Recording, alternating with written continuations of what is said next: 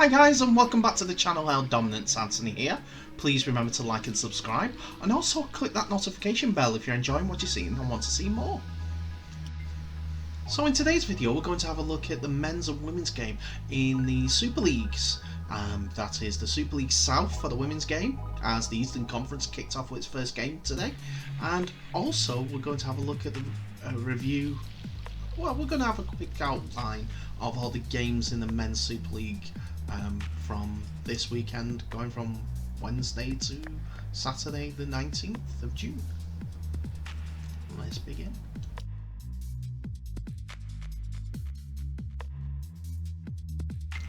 So, on the 19th of June 2021, the first Women's Super League South game kicked off with the Eastern Conference's game between the Army Rugby League ladies and the London Broncos ladies.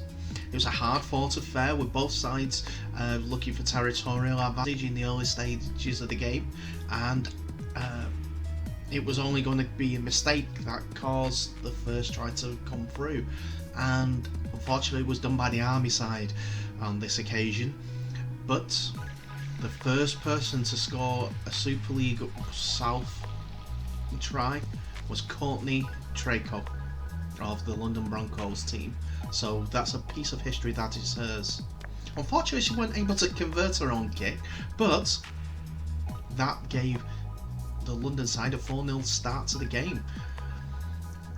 A few minutes later, though, there was an interchange where Ange Carr and Scylla Carr came on, and a marauding forward who burst the line twice. The second one in particular was more impressive, as she popped over the try line to score twice for the Army team to make it 12 points to 4, because the kicker Jess McCauley put both conversions over.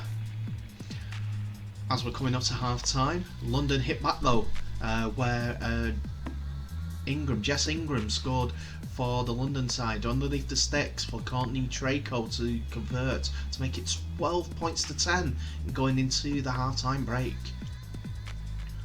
After half-time, Iona McCusker was the first try scorer for the London side, as this made it 14 points to 12 in London's favour, playing at the home of the Army Rugby League sides.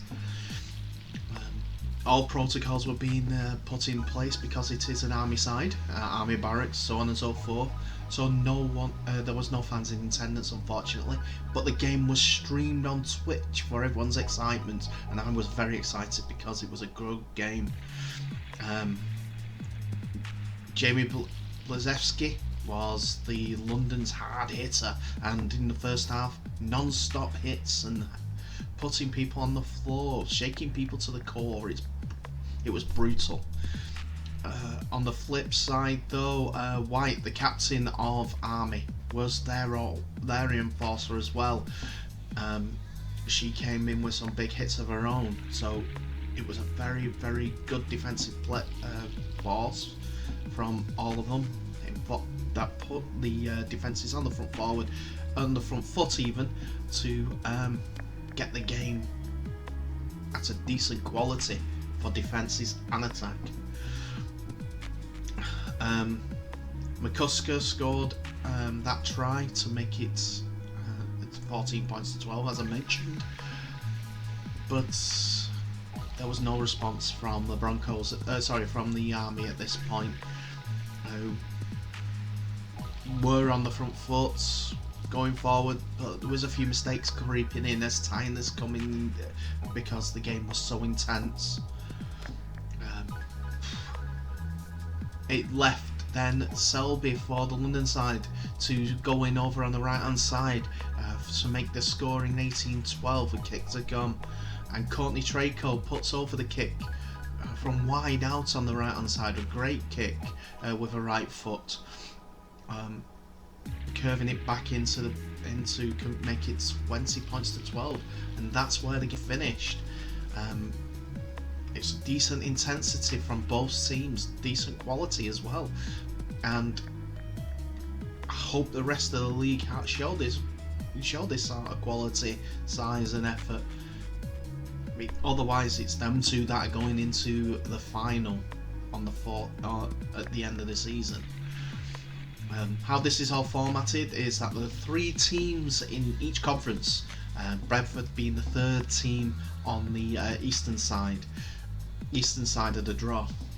That'll play Army and the London Broncos, with the top 2 of each conference going into the semi-finals on the 14th of August for a double header, for the chance to face the finalists. The finalists to face each other in a final that following weeks. We have the Eastern Conference all kicked off at this point, and the Western Conference kicks off next week. The West Conference will be competed by the Golden Ferns, the all gold Golden Ferns based in Bristol, the Cardiff Demons from Cardiff obviously, and the Cornish Rebels at Redruth, Cornwall. Some interesting games, as they are saying that the first game that kicks off for them on the 26th of June 2021 will be the Golden Ferns versus Cornish Rebels, with Cardiff kicking their first game off against the Golden Ferns on the 3rd of July. It's going to be interesting to watch, and hopefully the quality and the competition will be enough to rival that of the Northern Conferences. When it all comes together,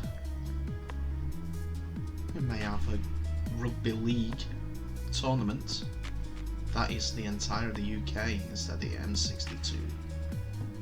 Don't know. But great effort from the Army girls, great effort from the London girls. Thank you very much for putting on the show, and hopefully the quality will continue.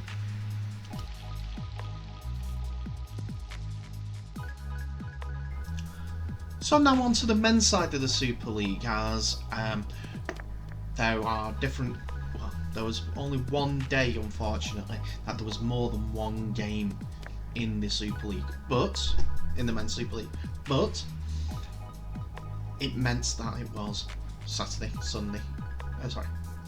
Wednesday, Thursday, Friday, Saturday, all had games on for the men's game.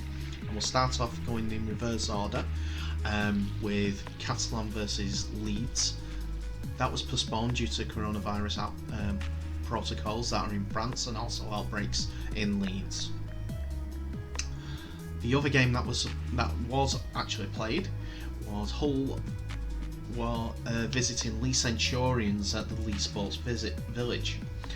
Lee, since their change of a coach, have not seen an upturn in the form, just more offensive play, scoring more points, but that doesn't help them on the defensive side, unfortunately, and today was another reason to say so, and I think they're in big trouble because of it. Hull were outright winners, 64 points to 22, so aggregate score for the two teams was more than a point a minute. Useless fact for you. Jake Connor went over first, but was replied to by Bell on the Lee side. But then in a blast after that, up until the 45th minute, there was no reply from Lee, with Swift going over twice, Mao going over for Emo, for Noah, Savelio, and then Win, all going over in that order. And as I said, there was no response from Lee until Reynolds went over in the 45th minute.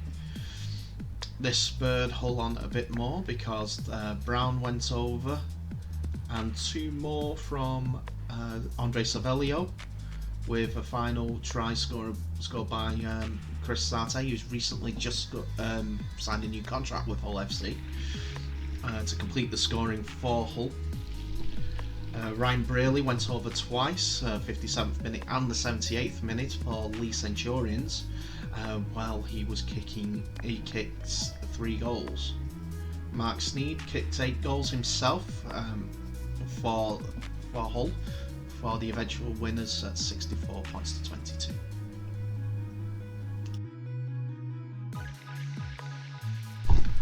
So the next game that we're going to look at is on the Friday, and it's one of the two games that were actually played on Friday, the 18th of June, and it is Hull KR's win at Wigan Warriors.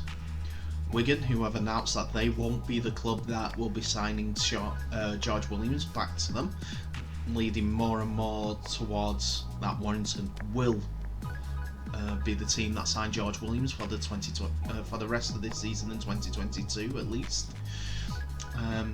So I've suffered back-to-back defeats as well in this period of uncertainty through the George Williams situation.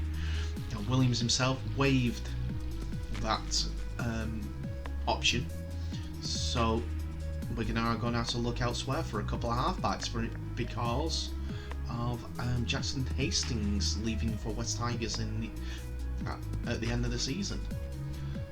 Another of the Wigan Warrior departees that are going to West as well is Oliver Gildart, and he was the one that scored all the points for Wigan Warriors, making it 8 points to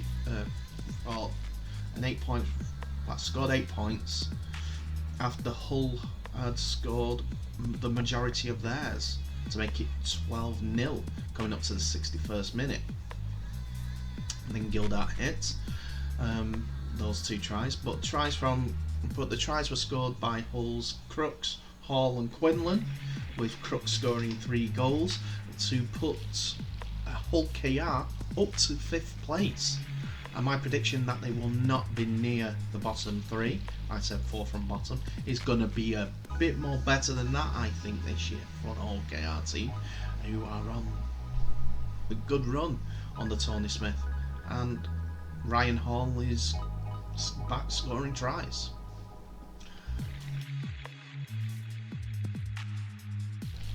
The other game that was held on the Friday was Salford versus Huddersfield Giants at Giants home ground, and it was a game for defence, but from what I can tell, one with a lot of controversy. Even though Salford won 9 points to 8 on the day, James Greenwood was sent off on the 34th minute, with Andy Ackers scoring for the Red Devils, while Declan Patton added a conversion and a penalty. But it was Chris Atkins' 64th minute drop goal which was the confirmation of the point for the Salford Red Devils. There was a try for Jake Wardle, and Adam Caesar scored the 2 goals for Huddersfield Giants, but Ian Watson was inflamed as he believed that the referee sent off the wrong player, as he thought that it was Dan Sargentson that was the player that caused the error. Ian Watson criticised referee Scott Mikalukas for sending off the wrong player. It dismissed James Greenwood for a high tackle on Giants hooker Adam O'Brien, but Watson instead believed that the culprit was fullback Dan Sargentson, who would have been a bigger miss for the visitors, according to Watson. Said that he was Salford's best player. Sargentson was just returning from a 3-match ban and is facing a hefty suspension, and believes the match officials are also at fault for an error he claimed that was a big turning point of the game. We told the 4th official and the other officials, who were wired up, that he had got the wrong man, Watson said. We even tried to show him on the computer on the sideline. I had a discussion for about 5 minutes with him.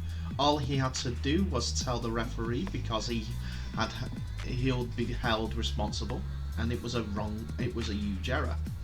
He sent the wrong guy off and left one of the best players on the field who shouldn't have been on the field. It's a massive impact on the outcome of this game. I'm surprised if Sargentson doesn't get a load of games banned, but it doesn't help us today.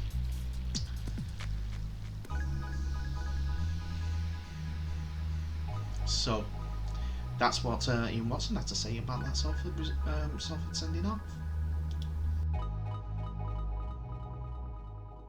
Then we go on to the Thursday, the 17th of June's game between St Helens and Warrington Wolves, as it was a tough old fight in this one. A few forward passes were denying Saints, and also some decisions that upset Saints fans but were actually very, very correct on the day. England's second rower Ben Curry scored the only try of a defence-dominated errand-strewn round 10 fixture on Thursday night, as Warrington secured their 4th win in succession over the St Helens side, who missed the chance to go back to the top of the table, Saints, with a victory against Warrington. Christian Wolves men did look out of sync following their enforced week off, as they went up against a team that with the most potent attack in the Super League, who also showed that they can defend for their lives, and they needed to, as Ben Curry was the only try scorer and Gareth would have converted it in the 22nd minute after Lachlan Coope scored a penalty on the 14th minute to make the scores 2 points to 6 in Warrington's favour. That's how the score ends. It was one of those games where defences were definitely on top. No sarcasm involved in this one. Yes, there were errors involved, I know, but what a good game, what a tough game. One for the purist, I'd say, more than entertainment values. More defence and effort and the muscle, the arm wrestle, the things, the dirtiest things that win championships. As people often say, I think it's an American football phrase, good offence can win games, good defence wins championships. These two have good defence. Saints is the most miserly in the competition, and Warrington proved that they can do it just as good when they need to. Let's see if they can carry it out.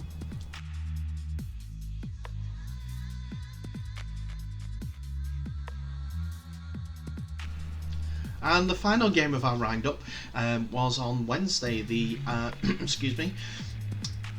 Wednesday the 16th of June, between Wakefield Trinity and Castleford Tigers. All played at Wakefield's The Rocket Mobile Stadium. Wakefield not having the best season so far, as I predicted, unfortunately, that they will be in the bottom 3. Yes, they're showing attacking flair, but I don't think they've got enough throughout the team. Even though they've got Tom Johnson back, who's a wonderful, wonderful winger. They played a full 80 minutes, so that was a big plus for Wakefield this time, big confidence booster. Still looking out for that forward though. But Castleford Tigers were the winners in this game, 18 points to 12.